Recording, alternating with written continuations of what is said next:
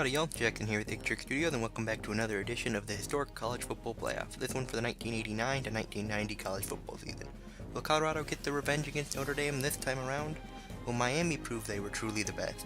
Or perhaps Michigan will come out of nowhere to surprise us all? Let's find out, as we start things off as number 1 Colorado takes on number 4 Notre Dame in the Fiesta Bowl. Notre Dame would start things off by driving the opening drive right down the field and getting Anthony Johnson in from 9 yards out for the early lead. Colorado would respond with a drive of their own though, as J.J. Flanagan would get in from 6 yards out to tie things up. Notre Dame would respond with points back though, kicking this field goal early in the second. Colorado would match in better though, getting Flanagan in again, this time from 11 yards out, soon taking this 14-10 lead into the half. He'd then find his way past the goal line to cap off their opening drive of the second half to go up 11. Notre Dame would then finally respond with their first points of the half, in the early moments of the fourth. Unfortunately for them, Colorado would again march down the field, and find themselves back in the end zone. Colorado wins it 28-17 to advance to the Rose Bowl National Championship in Pasadena, California. We now head to Dallas, Texas and the Cotton Bowl as the number 2 Miami Hurricanes take on the number 3 Michigan Wolverines. Miami would start off hot, driving right down the field on their opening possession and getting Stephen McGuire in for 6.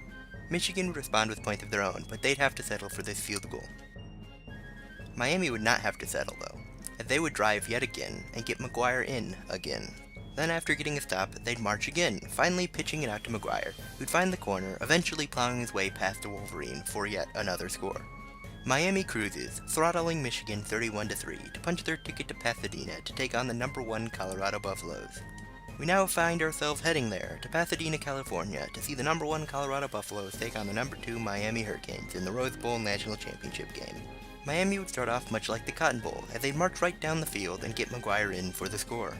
Colorado would respond though, with a touchdown of their own, as Flanagan would find the end zone from 3 yards out. Miami would come right back though, as McGuire would take this handoff outside, and find his way into the end zone for another 6. Colorado would not be deterred though, as they'd equalize, as Flanagan would once again find pay dirt. Their defense would then come up with a huge stop to allow Ken Culberson to put this kick through, as we head into halftime with the Buffaloes up 17-14. They'd then capitalize off receiving the second half kickoff, as they'd go up 10 as Flanagan would once again find his way into the end zone. Miami would not go down without a fight though, as they would now release their passing attack as Craig Erickson would utilize play action before firing a strike downfield to Randall Hill in the end zone.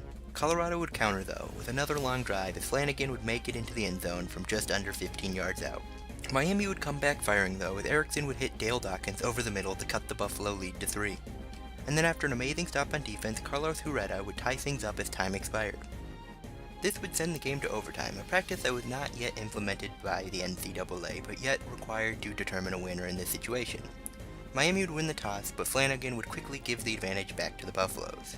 On 4th and 2 and facing down the barrel of the gun, Erickson would match, finding a wide open McGuire on a wheel route. The opening possession of the second overtime would not go as well for them, as they'd have to settle for 3 and put their faith in the defense that has done little all game. And unfortunately it would fail them yet again, as Flanagan would take this handoff up the middle for huge yardage, and finally fighting his way across the goal line for the win.